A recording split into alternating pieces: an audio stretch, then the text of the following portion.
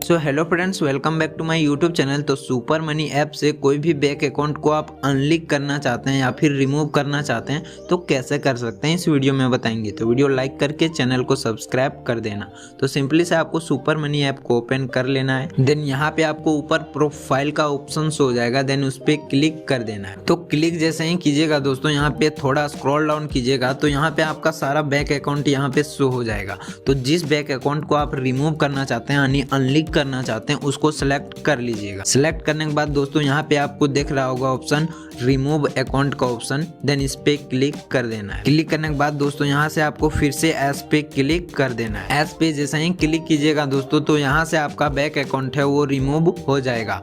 तो I hope आपको मेरा ये वीडियो जरा सा भी हेल्पफुल लगा हो तो वीडियो को एक लाइक करके चैनल को सब्सक्राइब जरूर कर दें। तो चलिए मिलते हैं आपको नेक्स्ट वीडियो में। जय हिंद, जय भारत।